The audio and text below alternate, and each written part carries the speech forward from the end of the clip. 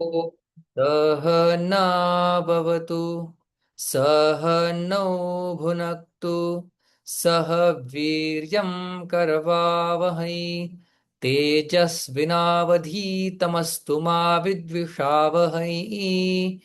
ओम शांति शांति शांतिः। कलावद्यजीवोद्धरार्थावतारम् कलाङ्काङ्कतेजोऽधिकामोदिवक्त्रम् खलानीशवादापनोदार्हदक्षम् समाधिस्थमूर्तिं भजे ज्ञानदेवम् समाधिस्थमूर्तिं भजे ज्ञानदेवम्। नमो ज्ञानेश्वरा नमो ज्ञानेश्वरा निवृत्ती उदारा सोपान देवा मुक्ताबाई नमो त्रिभुवन पावनी आद्यत्रय जननी देवांची। पर्व काळावरती चालू असणारा हा अधिक मास, या अधिक मासाच्या पर्व काळावरती आपण सबंध महाराष्ट्राला प्रेमाचा कळकळीचा असणारा उपदेश, त्या उपदेशाचं आपण चिंतन करत आहोत। त्यातील 7 अभंगांवरती आपलं चिंतन झालेलं आहे। त्यामध्ये अनेक विषय ज्ञानोबा यांनी सांगितलेले आहेत। अधिकारी विषय प्रयोजन 4 वेद 6 शास्त्र 18 पुराण हरीला गातात, जीव ब्रह्म ऐक्य ज्ञान हेच हाच सगळ्यांचा मतितार्थ आहे। त्रिगुण असार आहे, भावाशिवाय भक्ती होऊ शकत नाही। योग याग विधी या उपाधी उपादंभ आणि उपाधी धर्म वाढवणारे आहेत। अशा प्रकारचं चिंतन आपण केलं। पर्वतासारखं पाप निर्माण होतं जर आपण भक्त नसू तर आपण भक्त असावं, इत्यादी इत्यादी चिंतन करत करत आपण आता 8व्या अभंगावरती पोहोचलेलो आहे। अतिशय सुंदर असा हा 8वा अभंग आहे, त्याचा आपण आज चिंतन करणार आहोत। तत्पूर्वी आपण त्याचं गायन करूया। संतांचे संगती मनोमार्ग गती, मनोमार्ग गती। आकळावा श्रीपती, आकळावा श्रीपती येणे पंथे। हरी मुखे म्हणा, हरी मुखे म्हणा, हरी मुखे म्हणा। पुण्याची गणना, पुण्याची गणना कोण करे। रामकृष्ण वाचा भाव हा जीवाचा, भाव हा जीवाचा। आत्मा जो शिवाचा, आत्मा जो शिवाचा राम जप। एक तत्व नाम साधिती साधन, साधिती साधन। द्वैताचे बंधन, द्वैताचे बंधन न बांधीजे। सत्वर उच्चार प्रल्हादी बिंबला, प्रल्हादी बिंबला। उद्धवाला धला, उद्धवाला धला कृष्ण दाता। ज्ञानदेव म्हणे नाम हे सुलभ, नाम हे सुलभ।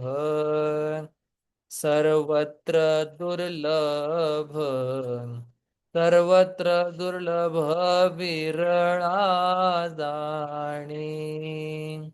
हरी मुखे म्हणा, हरी मुखे म्हणा, हरी मुखे म्हणा. पुण्याची गणना, पुण्याची गणना कोण करी. पुण्याची गणना, पुण्याची गणना कोण करी.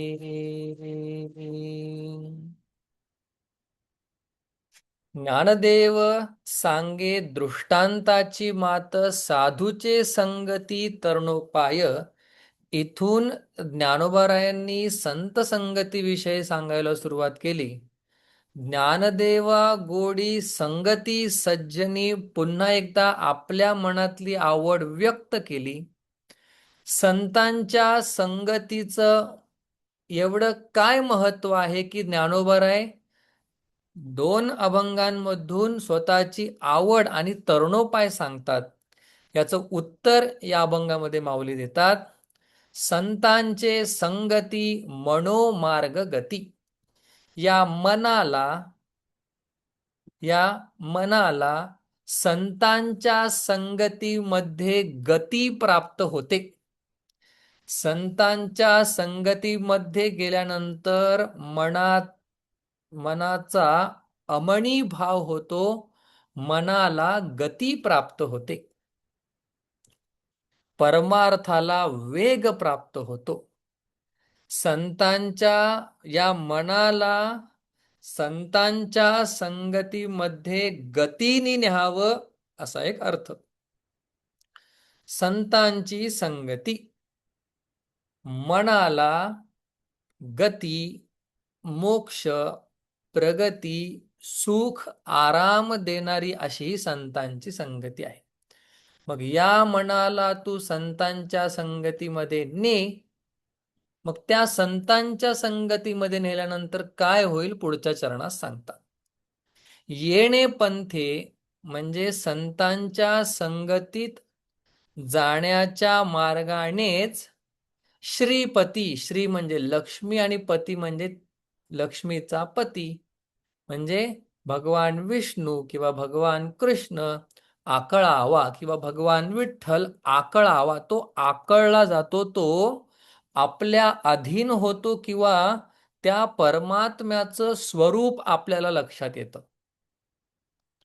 एक आकळावा म्हणजे तो परमात्मा आपल्या अधीन होतो आणि एक आकळावा म्हणजे त्या परमात्म्याचं स्वरूप आपल्याला कळतं. येणे पंथे या रस्त्याने म्हणजे संतांच्या संगतीत जाण्याच्या रस्त्याने आपल्याला काय होतं, स्वतःचं स्वरूप किंवा परमात्म्याचं स्वरूप आपल्याला कळतं. मग आता संगती त्याचे काही प्रकार आहेत. एक आहे कुसंगती. कुसंगती. दुसरी आहे विसंगती आणि तिसरी आहे सत्संगती. थोडस खाली लिहितो. सत्संगती.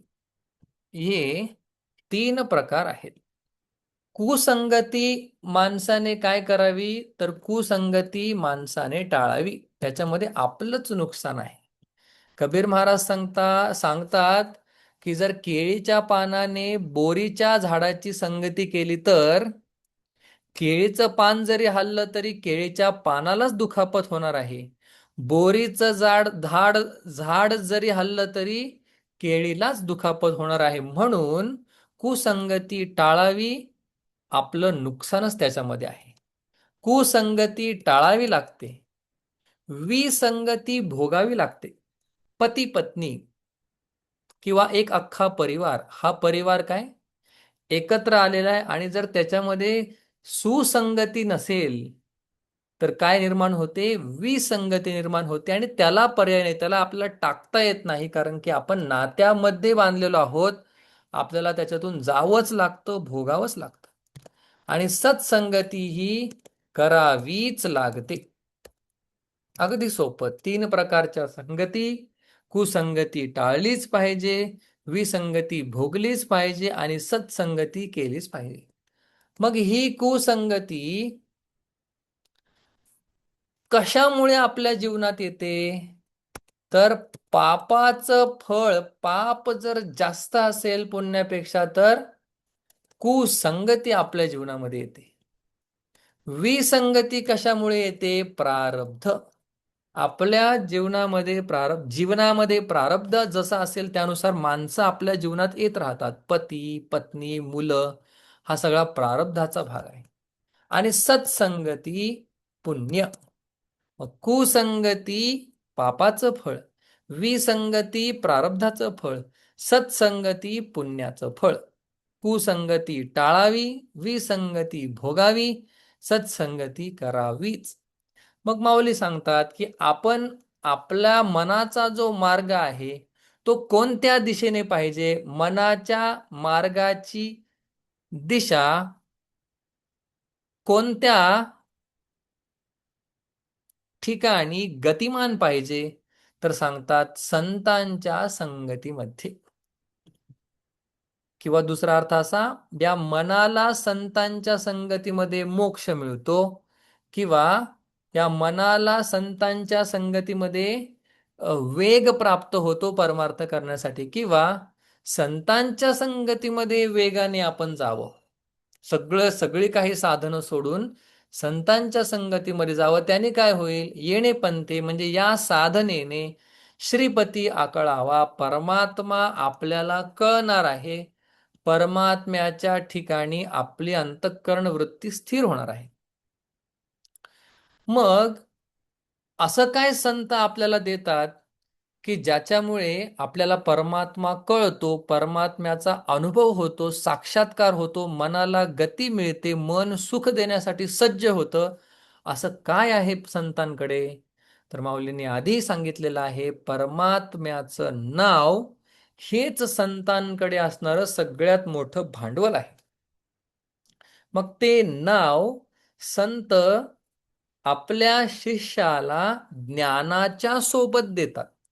फक्त नाम देऊन मोकळं करत नाही, तर संत साधू त्या शिष्याला वेदांताचे, शास्त्राचे धडे देतात आणि त्याच्याबरोबर नामाची साधना सांगतात. मग नामाची साधना आणि शास्त्रांचे धडे असं मिळून काय होतं? एखाद्या साधकाला परमात्म्याची जाणीव होते, स्वस्वरूप कळू लागतं. मग असं काय देतात संत? नाम देतात, आणि त्या नामाचाच जप करणं हा काय आपला स्वधर्म आहे, दुसऱ्या चरणात सांगतात. जीवाचा स्वधर्म काय? जीवाने काय केलं पाहिजे? एका वाक्यात ज्ञानोबा सांगतात, रामकृष्ण वाचा हा जीवाचा भाव. भाव या शब्दाचा अर्थ होतो धर्म. धर्म या शब्दाचा अर्थ होतो जे आपण केलंच पाहिजे, ज्याच्याविषयी आपण काकू करू शकत नाही, ते केलंच पाहिजे, त्याला म्हणतात धर्म. जसा वडिलांचा धर्म कुटुंबाचं पालन पोषण, आईचा धर्म कुटुंबाला भोजन आणि संस्कार, मुलांचा धर्म आई वडिलांना मान सन्मान देत त्यांची मान उंचावणं. प्रत्येकाचे धर्म वेगवेगळे आहेत. मग आई, वडील, मुलं ह्या सगळ्या उपाध्या आहेत, पण ह्या उपाध्या कोणाला आहेत? तर या जीवाला आहेत. मग जीवाचा धर्म कोणता? तर ज्ञानोबा सांगतात, रामकृष्ण वाचा. रामकृष्ण हरी, रामकृष्ण हरी, रामकृष्ण हरी, रामकृष्ण हरी, रामकृष्ण हरी, जय जय राम. रामकृष्ण हरी, रामकृष्ण हरी, रामकृष्ण हरी, जय जय राम. जीवाचा म्हणजे जो या शरीरामध्ये आहे त्याचा एकच धर्म आहे, राम कृष्ण वाचा. वाचा वाणीने राम राम राम, कृष्ण कृष्ण कृष्ण कृष्ण कृष्ण कृष्ण कृष्ण कृष्ण कृष्ण कृष्ण कृष्ण कृष्ण कृष्णा जय जय गोविंदा कृष्णा जय जय गोविंदा कृष्णा जय जय गोविंदा कृष्णा जय जय गोविंदा कृष्णा जय जय गोविंदा कृष्णा जय जय गोविंदा श्रीराम जय जय राम ओम श्रीराम जय जय राम ओम भगवंताचं वाणीने नामस्मरण करणं हाच जीवाचा धर्म आहे. धर्म म्हणजे करायलाच पाहिजे अशी गोष्ट रामकृष्ण वाचा. बरं, हा जीवाचाच धर्म आहे का? तर देवाचाही धर्म हाच आहे. सांगतात शिवाचा आत्मा जो रामजप. भगवान शंकर परमात्मा त्रैलोक्याचे अधिपती महादेव, नुसतं देव नाही महादेव आहेत. ते सुद्धा कोणाचं ध्यान करतात किंवा ते सुद्धा कोणाचा जप करतात? तर शिवाचा जो आत्मा आहे म्हणजे भगवान शंकर, आपण असा अर्थ घेऊ शकतो. भगवान शंकराचा जो आत्मा, जे स्वरूप आहे किंवा जो जीव आहे, भगवान शंकराचा जो आत्मा आहे, तो आत्मा काय आहे? राम जप आहे. जसं आत्मा म्हणजे ज्याच्यावरती सगळं काही निर्भर आहे त्याला म्हणतात आत्मा. म्हणजे या महाराष्ट्राचा आत्मा कोण असेल तर बाळासाहेब ठाकरे आहेत. म्हणजे काय? बाळासाहेब ठाकरेंशिवाय महाराष्ट्राचं काही नाही. तसं शिवाचा आत्मा जर काय असेल, रामजप आहे. म्हणजे रामजपाशिवाय शंकराचं काही नाही. आपण तुकाराम महाराजांचं प्रमाणही ऐकतो.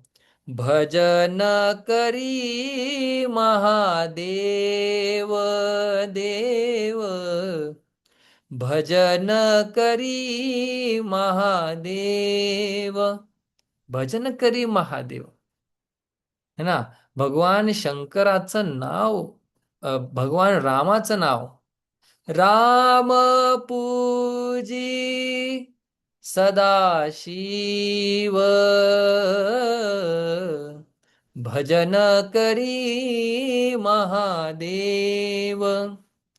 राम पूजी सदाशिव. रामचंद्र प्रभू शंकराचं ध्यान करतात आणि भजन करी महादेव भगवान शंकर रामाचं ध्यान करतात. म्हणजे फक्त जीवाचाच धर्म रामकृष्ण हरी म्हणा असं नाही, तर शिवाचा धर्म भगवान शंकर जे ईश्वर समान आहेत, ज्यांची उपाधी माया आहे, माया उपाधीने युक्त असणारे शिव, त्यांचा सुद्धा आत्मा, त्यांचं सुद्धा स्वरूप काय आहे?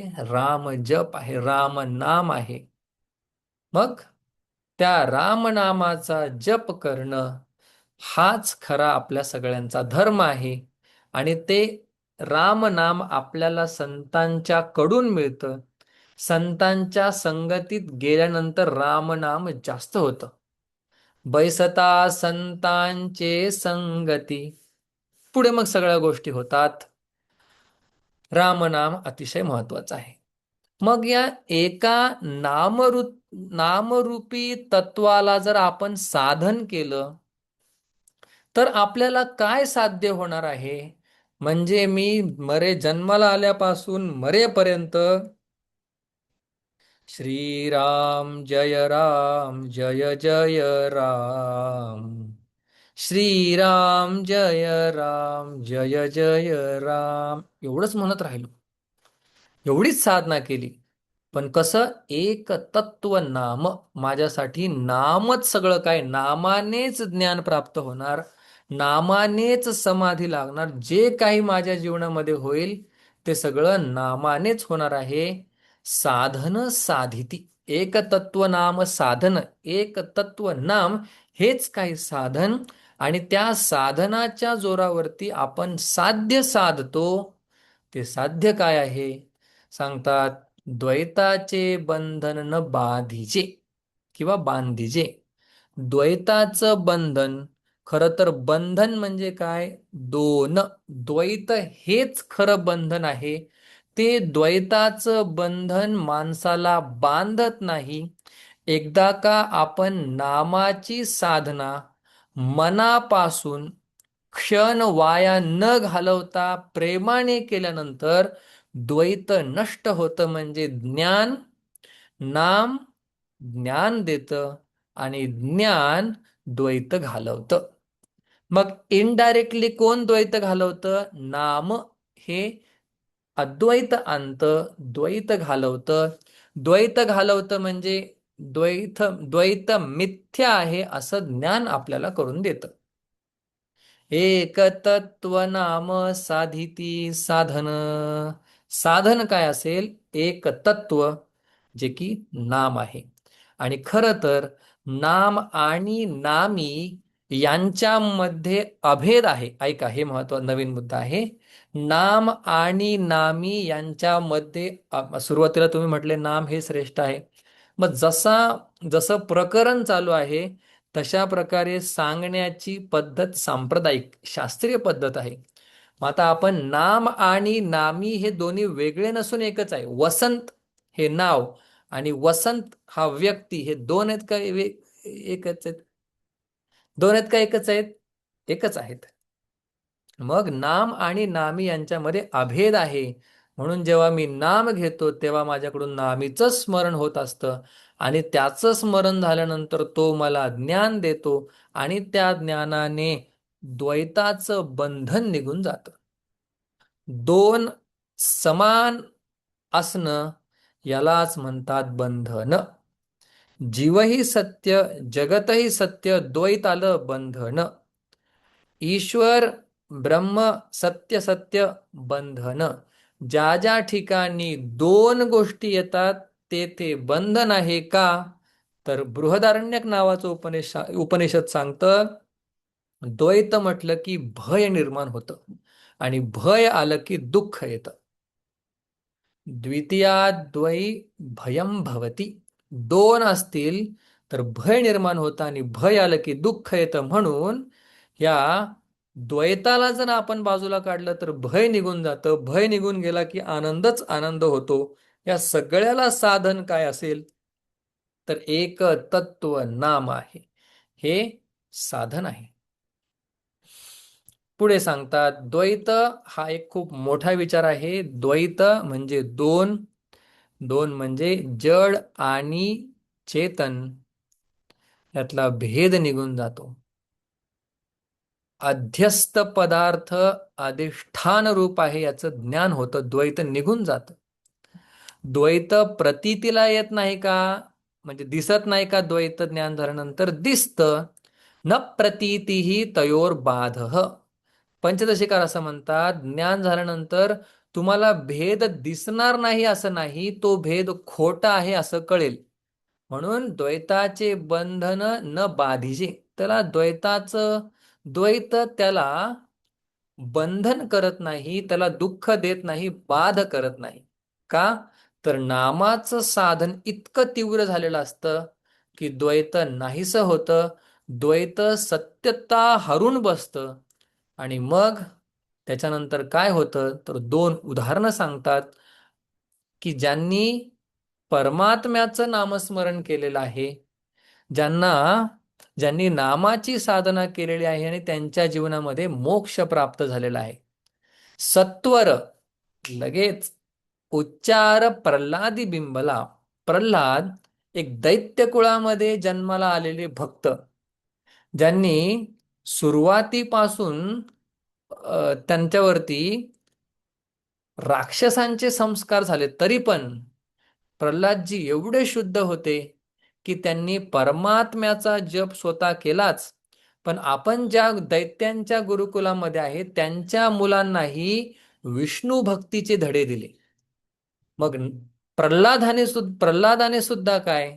नाम एक तत्व साधन साधिते. एक तत्व नामच त्यांनी मनामध्ये धरलं.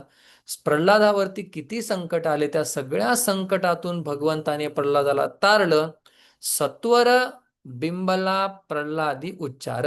उच्चार मोठ्याने नाव घेणं, हे प्रल्हादाच्या ठिकाणी सत्वर लगेच बिंबलेलं आहे आणि त्याची फळं सुद्धा त्याची फलश्रुती सुद्धा आपल्याला पाहायला भेटले. भक्त प्रल्हाद केवढे मोठे संत होऊन गेले, ज्यांनी आपल्याला सांगितलं की कुठे जन्म झाला याला महत्त्व नाही जास्त, जिथेही जन्म झालेला आहे तिथं माझं कर्तव्य काय याच्यावरती भर दिलेला आपल्या प्रल्हाद जे आपल्या समोर आहेत. लहान वयामध्ये सुद्धा आउटस्टँडिंग अप्रतिम अशी समज त्यांच्याकडे होती. नृसिंह अवतार झाल्यानंतर, हिरण्यकश्यपूला फाडल्यानंतर भगवंताला शांत कुणी करायचं? सगळे म्हटले, प्रल्हादा तूच भगवंताला शांत करू शकतो, तुझ्यामुळेच भगवान आलेले आहेत. भगवंताच्या तोंडातून रक्त गळते, नखांमध्ये रक्त लागलेले, हात रक्तांनी माखलेले आहेत आणि हिरण्यकश्यपू रक्ताच्या थारोळ्यात पडलेला आहे. अशा अवस्थेमध्ये भगवान प्रल्हादजी जाऊन भगवंताला शांत करतात आणि भगवान मग शांत होतात, म्हणतात तुला काय पाहिजे? त्यावेळी भगवान प्रल्हादजी भगवंताला मागतात की माझ्या वडिलांना सद्गती दे. ही जी अंडरस्टँडिंग आहे, ही जी बुद्धी प्रल्हादाला प्राप्त झालेली आहे, कशामुळे झालेली आहे? उच्चार बिंबला, भगवंताच्या नावाचे आवर्तन प्रल्हादाने केले. ओम नमो नारायणा, ओम नमो नारायणा, ओम नमो नारायणा, ओम नमो नारायणा. नारायण हरी, नारायण हरी, नारायण हरी विठ्ठला. ओम नमो नारायणा, ओम नमो नारायणा. ओम नमो भगवते वासुदेवाय. ओम नमो भगवते वासुदेवाय. ओम नमो भगवते वासुदेवाय. ओम नमो भगवते वासुदेवाय. ओम नमो भगवते वासुदेवाय. भगवंताच्या नावाचा उच्चार, आणि प्रल्हादाला एक वेगळी अवस्था प्राप्त झाली, मोक्ष प्राप्त झाला. साधन एकच, भगवंताच्या नामाचं. उद्धवा लादला कृष्णदाता, उद्धवाला सुद्धा भगवान कृष्ण लाभले आणि भगवान कृष्णांच्या आधाराने, भगवान कृष्णाच्या नामाने उद्धवाला सुद्धा काय मोक्ष प्राप्त झाला. अशी ही दोन दिग्गज लोकांची उदाहरणं, संतांची उदाहरणं ज्ञानोबा आपल्याला देतात आणि नामाचं महत्त्व आपल्याला सांगतात. ज्ञानदेव म्हणे नाम हे सुलभ. आणि आता नामाची सुलभता सांगतात. एक नामाचं महत्त्व सांगतात आणि दुसरं नामाची सुलभता. कधी कधी एखाद्या गोष्टीला महत्ता असेल, महत्त्व असेल, पण सुलभता नसेल. कधी कधी एखादं साधन सुलभ असेल पण त्याला महत्ता नसेल. कधी कधी एखाद्या साधनाला महत्ताही नसेल आणि सुलभताही नसेल. पण पण हे जे नामाचं साधन आहे याला सुलभताही आहे आणि महत्ताही आहे. ज्ञानोबा आतापर्यंत महत्व सांगतात काय होईल नामाने, आणि आता ज्ञानोबा त्यांचं नामाची सुलभता सांगतात. ज्ञानदेव म्हणे, ज्ञानेश्वर महाराज म्हणतात नाम हे सुलभ. नाव हे सुलभ म्हणजे सोपं आहे. राम राम म्हणायला काय लागतं? राम म्हणायला एक क्षणही लागत नाही. पण आमचे गुरुजी सांगतात राम म्हणावं अशी बुद्धी यायला जन्म जातात. काय वाक्य आहेत आमच्या गुरुजींचे. राम राम म्हणायला एक क्षणही लागत नाही, पण मी राम म्हणावं हे, ही बुद्धी येण्यासाठी जन्मच्या जन्म जावे लागतात. असं हे नाम सुलभ आहे. नाम सुलभ का? तर त्यासाठी एक वेगळा विधी नाहीये. आसन शुद्धी करा, नंतर तुम्ही ताठ बसा, ठराविक वेळामध्येच बसा, संध्याकाळातच बसा, असलं काही नाही. बंधन नाही नामाला, म्हणून ते सुलभ आहे. ज्ञानदेव म्हणे नाम हे सुलभ. हे नाम राम कृष्ण हे नाम सुलभ आहे. मग सुलभ आहे, सोपं आहे. सोपं आहे म्हटल्यानंतर सगळे घेतात का? माऊली म्हणतात सर्वत्र दुर्लभ, सगळीकडे दुर्लभ आहे. एखादी गोष्ट सुलभ असेल तर त्या सुलभ गोष्टीला कोणी स्वीकार करत नाही सहजासहजी. तसं भगवंताच्या नावामध्ये एवढी ताकद आहे. किती जण नाव घेतात, किती जण 24 तास भगवंताचं स्मरण करतात, फार थोडे लोक. मग माऊली सांगतात सर्वत्र दुर्लभ. हे नाम सुलभ आहे, पण सगळीकडे याचा तुटवडा आहे, सगळीकडे याचा दुष्काळ आहे नामाचा. कारण की नाम अशी सोपी साधन आहे, लगेच माणसाला त्याच्यावरती विश्वास होत नाही. जसं एखादा माणूस भागवतामध्ये आलेलं उदाहरण आहे. जसं एखादा माणूस जंगलातून जातो आणि थोडंच एक 100 मीटर आतमध्ये गेल्यानंतर त्याला एक चमकणारा खडा दिसतो आणि त्याला वाटतं हा परीस आहे. पण परीस त्याच्या हातामध्ये भेटतो, पण तो म्हणतो एवढ्या लगेच कस काय, एवढ्या सहजच कस काय परीस भेटेल. तो परीस तो फेकून देतो. परीस लगेच भेटला म्हणून तो खोटा आहे किंवा सुलभ आहे म्हणून तो खोटा आहे असं आहे का? पण नाही. बुद्धी माणसाची तशी होत नाही. तसं नाम हे सुलभ आहे. राम म्हणायला काय वेळ लागतो? असं सुलभ असणारं नाम पण विश्वास नसल्यामुळे दुर्लभ होतं. आणि नाम हे सुलभ पण मोठं फळ देणार आहे, हे विरळा जाणे. लाखोंपैकी एखाद्या माणसाला वाटतं की नाम हे मोक्ष देईल. मग तो माणूस नाम जपाला बसतो आणि साधना करून साध्य प्राप्त करतो. द्वैताचं बंधन त्याला बांधत नाही, द्वैत झुगारून लावतो. अशा प्रकारची साधना करणारा विरळ आहे. कारण की नाम हे सुलभ, सोपं, सगळ्यात मोठं फळ देणारे हे जाणणारीच लोक नाही राहिली. पण नामाचं महत्व हे अनन्यसाधारण आहे. म्हणून ज्ञानेश्वर महाराज सांगतात, मनाला संतांच्या संगतीमध्ये नेल्यानंतर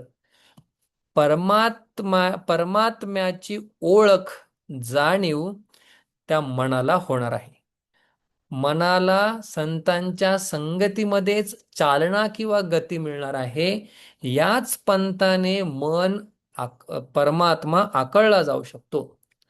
तुमचा आमचा शरीरधारी सर्व्या जीवांचा धर्म, आद्य कर्तव्य काय असेल तर रामकृष्ण म्हणत राहणं हेच आहे.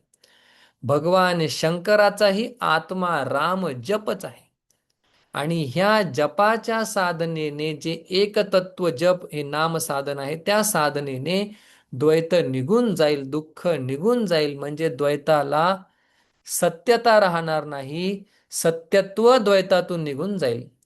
आणि प्रल्हाद आणि उद्धव यासारख्या महात्म्यांनी भगवंताच्या नाम साधनेनेच परमात्मा परमानंद प्राप्त करून घेतलं. असं हे भगवंताचं नाव सुलभ आहे, सोप्पं आहे, बंधन नाहीत, कधीही कुठेही कसंही कोणाचंही घ्या. अशा प्रकारचे भगवंताचं नाम आहे, पण सगळीकडे दुर्लभ आहे. फक्त हातावर बोटावर मोजण्या इतके संत महात्मा या नामाची महती जाणतात आणि नुसतं महती जाणत नाही तर त्या नामाचा उच्चारही करतात. असे महात्मा दुर्लभ आहेत. नाम जरी सुलभ असलं तरी सगळीकडे ते पाहायला भेटत नाही. मग ही दुर्लभ आणि अत्यंत महत्वाची असणारी गोष्ट, तिचा आपण जीवनामध्ये स्वीकार करूया. हरिमुखे म्हणा, हरिमुखे म्हणा, पुण्याची गणना कोण करी. अशी दुर्लभ आणि अत्यंत सुलभ असणारं नाम आपण सगळ्यांनी मुखामध्ये घेत आपल्या जीवनाचा प्रवास करूया. संतांच्या संगतीकडे धाव घेऊया आणि द्वैताचं जे दुःख आहे त्याला दूर करूया. ओम शांती शांती शांती.